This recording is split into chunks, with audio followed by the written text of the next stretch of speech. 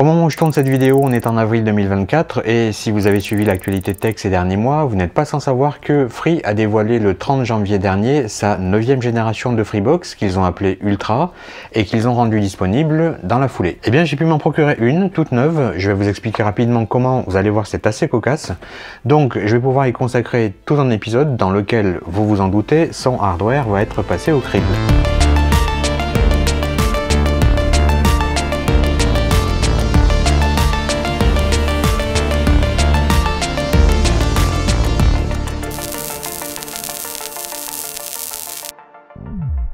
Je disais en intro que la façon dont je me suis procuré cette Freebox est assez cocasse parce qu'en fait, j'ai rebondi sur un tweet de Xavier Niel qui annonçait la disponibilité de la Freebox Ultra et je lui demandais s'il serait partant pour que j'en fasse une review technique et objective en vidéo sur cette chaîne YouTube. Et en toute honnêteté, je ne m'attendais pas particulièrement à une réponse de sa part. Bon, c'est quelqu'un de très occupé. Sauf qu'il m'a répondu par message privé qu'il était partant. C'est tout à son honneur d'accepter de jouer le jeu, mais il aurait pu simplement ignorer ma proposition. Bon, vu comment il a été spammé par les gens qui ont rebondi sur mon tweet, il l'a nécessairement vu passer, mais il aurait pu ne pas en tenir compte. Bref, en tout cas, je l'en remercie et j'ai reçu l'appareil quelques jours après. Mais je précise que je n'ai pas la fibre optique installée ici, que ce soit de Free ou de n'importe quel autre opérateur, donc cette Freebox ne va me servir que pour l'analyse de son électronique. En revanche, pour faire des mesures en conditions réelles, je me rendrai chez quelqu'un qui a déjà la Freebox Ultra installée et qui m'a gentiment proposé de venir la tester. Je précise aussi que dans ce genre d'épisode, je ne m'attarde pas sur le logiciel, que ce soit le système d'exploitation qui est le FreeOS ou les applications installées. On reste concentré sur le hardware. Allez, pour commencer, on va tranquillement en faire le tour. Alors dans la boîte, on a un guide succinct, le serveur avec son module SFP fibre inséré dans le port fibre, les câbles optiques et Ethernet plus un adaptateur T pour téléphone fixe et le bloc d'alimentation USB-C. C'est un boîtier fabriqué par NetBit qui est en mesure de délivrer 3 A à une tension de 20 volts qui est la tension requise pour alimenter cette Freebox. Côté design, le boîtier s'inspire un peu de la Freebox Pop mais plus large puisqu'il mesure 23 cm sur 12. On a sur le côté droit le bouton marche-arrêt et sur le côté gauche le port USB 3 et d'ailleurs j'y reviendrai ultérieurement. À l'arrière, au niveau de la connectique, on a 4 ports Ethernet 2,5 Gb par seconde, un port SFP+, pour une connectique réseau Ethernet à 10 Gb par seconde, à condition bien sûr d'avoir le matériel nécessaire. À côté, il y a le module SFP+, pour la fibre optique. Et pour finir, il y a une prise RJ11 pour y brancher un téléphone fixe et le port USB-C pour le boîtier d'alimentation. Sous le boîtier, il y a une trappe dans laquelle on peut installer un SSD NVMe au format 2280 MKey sans dissipateur de génération PCI Express 3 ou inférieur. Ça répond à la fonctionnalité NAS de cette Freebox, là où dans la Freebox Delta, on pouvait installer jusqu'à 4 disques durs de 2,5 pouces. Alors oui, on peut aussi connecter des disques durs externes sur le port USB 3 par un dock par exemple. Sauf qu'en faisant cela, il a été constaté par pas mal de gens un risque d'interférence avec la connexion Wi-Fi 2,4 GHz. Donc il semblerait qu'il y ait une petite faille de conception à ce niveau parce que dans certains cas de figure, le fait de placer des disques durs externes à proximité du boîtier et en particulier des antennes pourrait créer des interférences électromagnétiques qui déstabiliseraient la connexion en 2,4 GHz. Pour y remédier, il suffirait d'éloigner les disques en utilisant donc un câble un peu plus long et si possible avec un noyau de ferrite. Donc c'est gênant certes, mais c'est pas non plus dramatique. Ah oui, j'allais oublier, je l'ai aussi mis sur la balance, sa masse est de 787 grammes. Donc comme je le disais en intro, étant donné que je ne suis pas équipé de fibre ici, je vais réaliser dans les quelques minutes qui suivent des mesures thermiques, électriques et électromagnétiques sur cette Freebox en conditions d'utilisation, mais chez un abonné qui lui en est équipé. Et je remercie donc Tristan et son père Patrice de m'avoir accueilli pour l'occasion et de s'être rendu disponible pendant l'heure que j'ai passée chez eux pour faire ces quelques tests. On va commencer par mesurer la consommation électrique en temps réel durant sa phase de démarrage.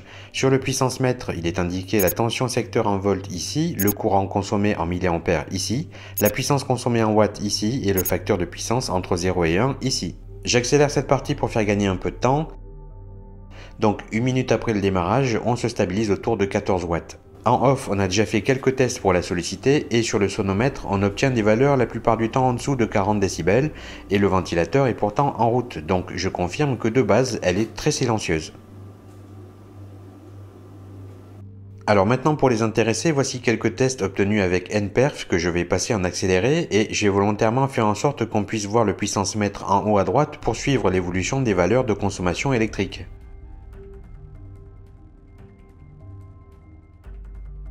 Comme vous le voyez sur ce test, on reste en dessous des 16 watts de consommation et voici le résultat final. On lance un autre test avec davantage d'appareils connectés en Wi-Fi. On voit que la consommation a un peu grimpé, on est autour de 18 watts en pointe, mais ça reste raisonnable. Et le résultat en gros plan. Maintenant, je poursuis avec une mesure de son rayonnement électromagnétique pendant qu'elle est sollicitée en transfert de données, et j'utilise pour ça une sonde de champ proche connectée à un préamplificateur qui est lui branché à un analyseur de spectre. La référence à 0 dBm, c'est-à-dire d'une puissance de 1 mW, est tout en haut sur l'axe vertical du graphe montré à l'image. Je fais cette mesure dans la bande de fréquence 0 Hz à 200 MHz, ce qui va nous donner une idée de la puissance du rayonnement électromagnétique produite par les composants électroniques qu'on peut mesurer au contact même du boîtier, sachant qu'à 2 mètres, la puissance du rayonnement sera 4 fois moins élevée. Ça nous permet aussi de savoir si dans l'ensemble on est dans des valeurs raisonnables ou s'il y a des régions de cette Freebox qui rayonnent de façon excessive. Et ce que je constate, c'est que ça n'est pas le cas, les interférences électromagnétiques semblent très contenues. Je retesterai ça dans un instant une fois que j'aurai retiré le blindage pour voir la différence. Dernier test en condition, celui de l'imagerie thermique. Alors je précise que j'ai capturé cette image après avoir utilisé la box pendant une bonne demi-heure, donc on voit là la face avant du boîtier et les zones blanches sont celles mesurées à 22 degrés, sachant que la température ambiante était d'environ 19 degrés. On peut pas dire qu'elle chauffe beaucoup. Sur la face arrière maintenant, on mesure 30 degrés à l'emplacement de l'aération et sur le connecteur de la fibre optique, et franchement ça va, c'est sans commune mesure avec la Freebox Delta par exemple.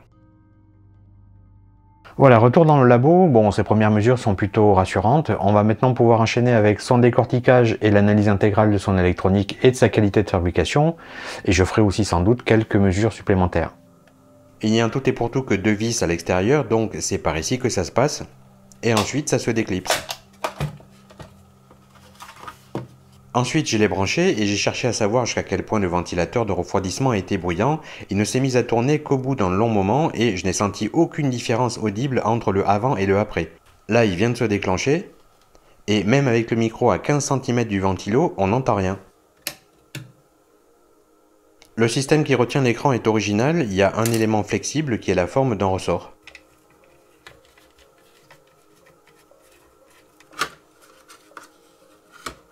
Une fois qu'on a retiré les parties en plastique du boîtier, on se retrouve avec un bloc composé d'un massif dissipateur thermique, du ventilateur, des antennes Wi-Fi et bien évidemment des circuits imprimés dont on voit l'arrière de la carte mère. Concernant les antennes, il y en a 8 en tout, 4 pour les bandes de fréquence de 5 GHz, 2 pour le 2,4 GHz et 2 pour le 6 GHz. 6, 5, 6, 5, 2,4, 5, 2,4 et 5. Et on voit ici que les antennes sont reliées au circuit via un connecteur de type UMRF. Et si besoin, il n'y a aucune difficulté pour les retirer de leur support, elles sont juste insérées et clipsées. Allez, on continue le désassemblage.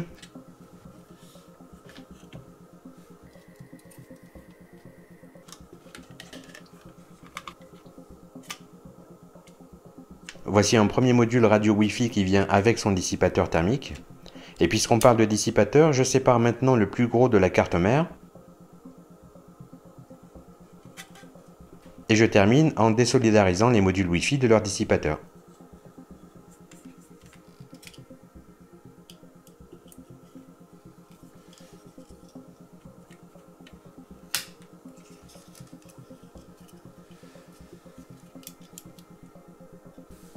Donc voilà, à nu et sans les dissipateurs thermiques, la Freebox Ultra ressemble à ça. Sur le capot, je retire maintenant le circuit contenant l'écran. Je ne sais pas si les ingénieurs ont volontairement fait en sorte que ça soit aussi simple pour le cas où il faudrait le remplacer. En tout cas, c'est enfantin, il n'y a même pas de vis. Il n'y a rien de particulier à signaler au sujet de cet écran, c'est de l'OLED. Voilà, j'ai réassemblé le dispositif en dehors de son boîtier en plastique. Il est bien entendu toujours fonctionnel et à ce stade, avant d'aller plus loin, faisons déjà le point sur ces éléments. On a donc le boîtier en plastique composé de 2 grosses pièces et de 5 aussi petites autres, 3 dissipateurs thermiques dont le gros de la carte mère et 2 plus petits qui sont ceux des modules Wi-Fi 7, la carte mère, Les deux modules Wi-Fi avec encore leur blindage électromagnétique en place et 4 antennes par module, le très silencieux ventilateur et pour finir le circuit comportant l'écran OLED plus les 4 boutons de sélection et aussi la platine du témoin lumineux de la face avant. Et par curiosité, si on met tout ça séparément sur la balance, ça donne 228 grammes de plastique, 272 grammes d'électronique et 270 grammes de dissipateur thermique, donc l'électronique ne représente qu'un tiers de l'appareil. Pour les deux modules Wi-Fi, je retire le couvercle de leur coffret de blindage sous laquelle se cache la circuiterie radio qui est particulièrement sensible aux interférences des signaux électromagnétiques. C'est évidemment normal qu'il y ait autant de pâte thermique sur ce processeur Qualcomm, on va quand même lui faire une petite toilette de printemps pour qu'il soit plus présentable pour la suite de la vidéo.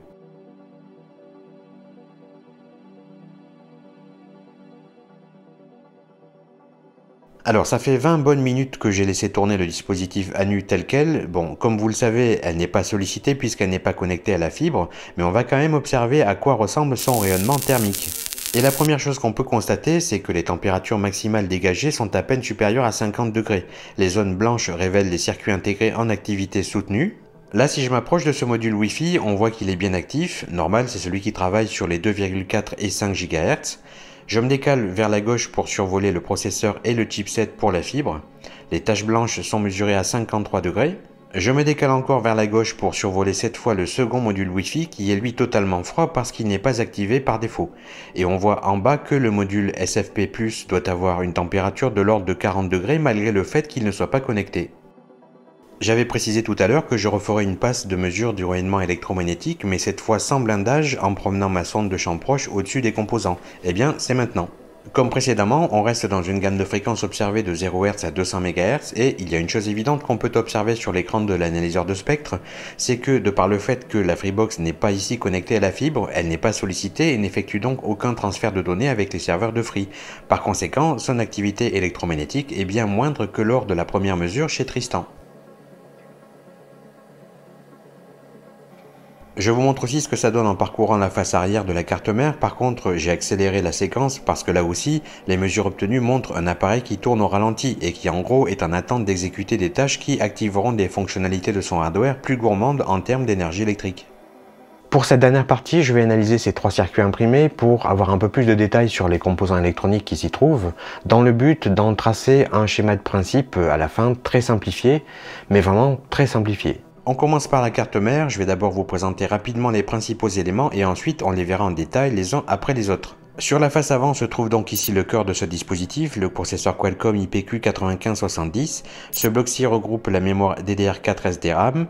Ici on trouve les deux cages SFP+, et leur circuit intégré dédié. À côté c'est l'organe en charge de la connectique Ethernet RJ45 2,5 Gb par seconde. De l'autre côté c'est l'organe en charge de la connectique RJ11 pour la ligne téléphonique. Et ce bloc-ci regroupe l'entrée de l'alimentation en courant via le connecteur USB-C. Et je rappelle aussi que ceci est le port USB 3 et que ces deux connecteurs PCI Express sont ceux sur lesquels les modules Wi-Fi sont branchés.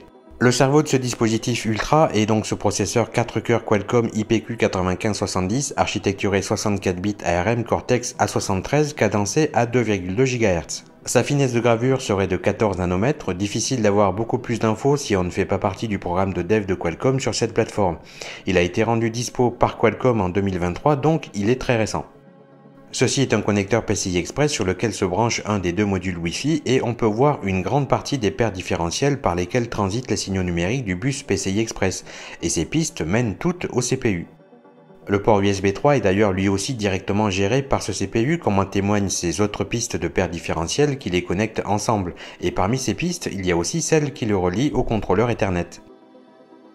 Concernant la mémoire DDR4, c'est de la SDRAM 3200 Mbps par seconde en boîtier FPGA 96 billes fabriqué par le coréen SK Hynix et on trouve ici deux boîtiers de 16 Gb chacun, soit 4 Go en tout dans cette Freebox. Elle est soudée à la carte mère, ce qui ne permettra pas de la remplacer pour augmenter la capacité de ce serveur, il faut le savoir.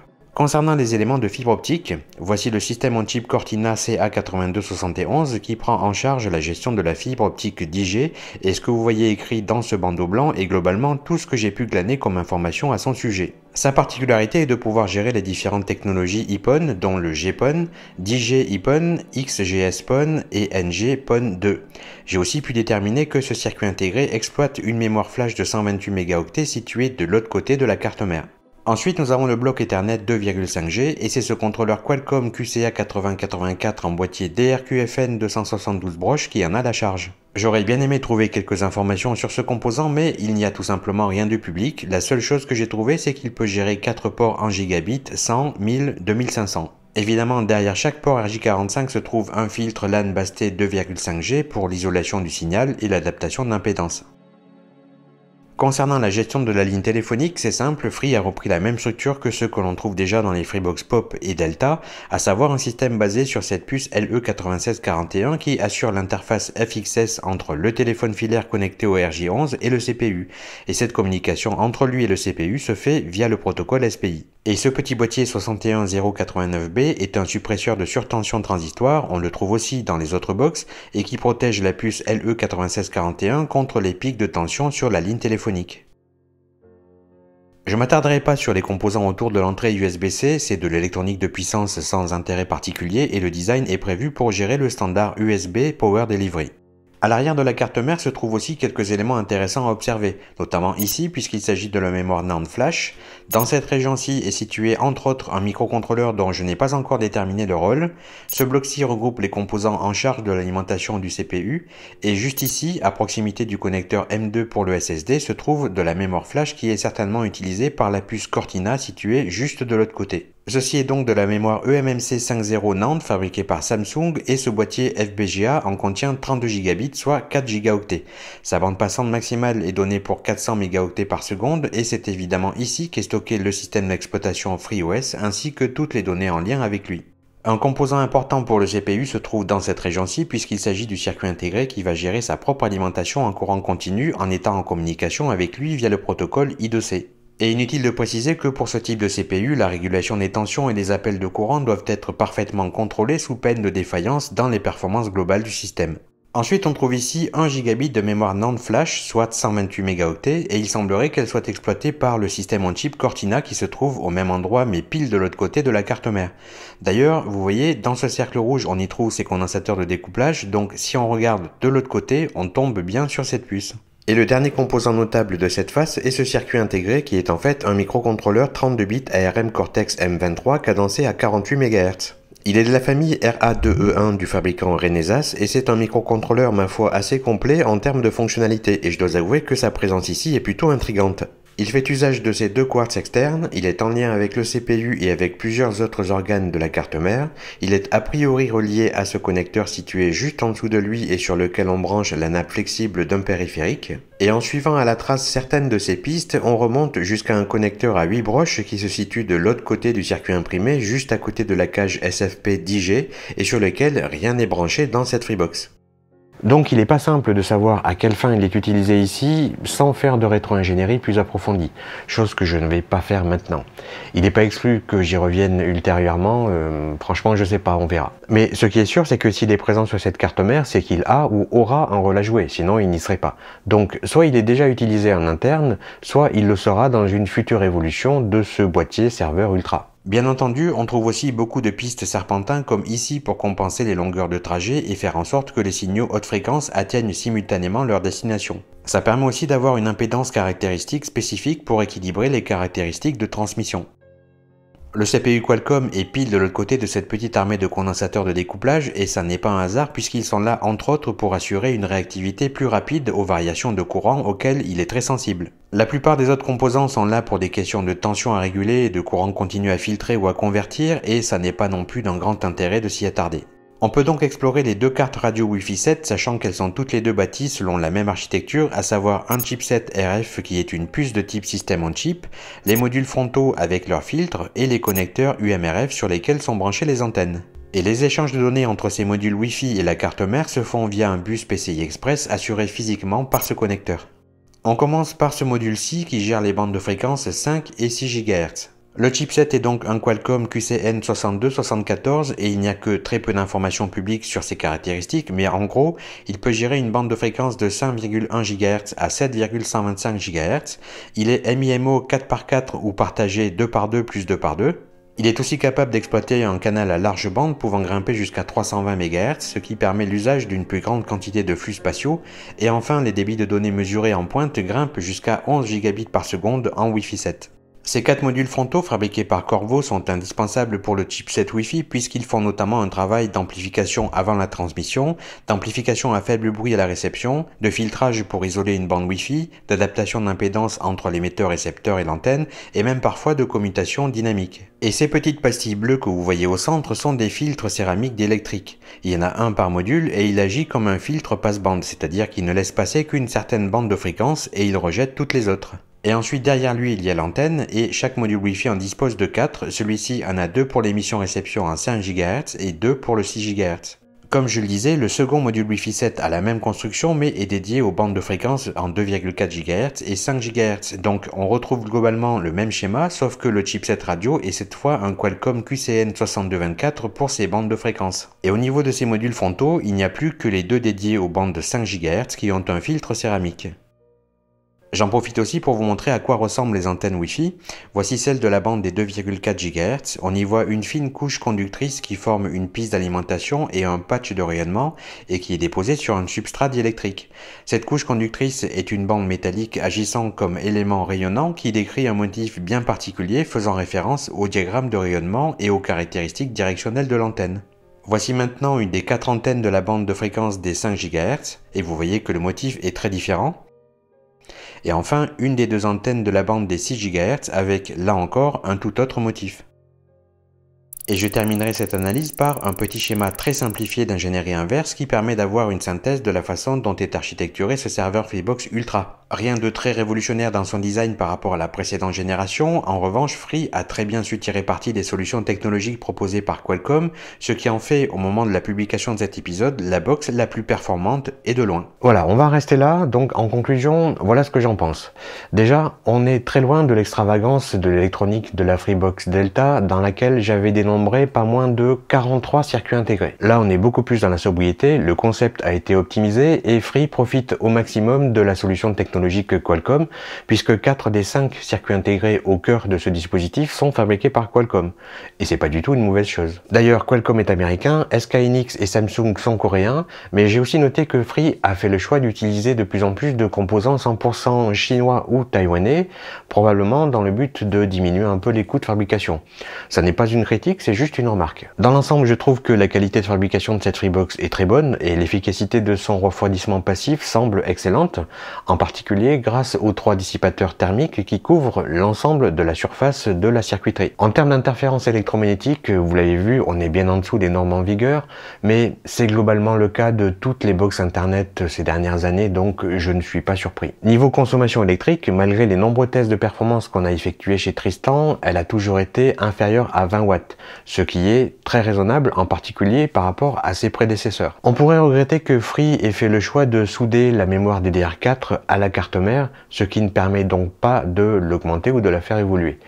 C'est probablement le choix que je comprends le moins de la part de Free. Après, bien sûr, si on cherche à comparer cette Ultra à la Delta, ok, il y a des choses qui ont disparu. On n'a plus la possibilité d'installer 4 disques pour en faire un NAS. Il n'y a plus de DECT, il n'y a plus de NFC, il n'y a plus de domotique Sigfox, etc. Mais je pense que si ces fonctionnalités ont disparu, c'est parce qu'elles n'intéressaient qu'une petite partie des clients et que pour Free, l'investissement en termes de R&D était trop important. Et comme on me posera certainement la question en commentaire, je vais y répondre dès maintenant.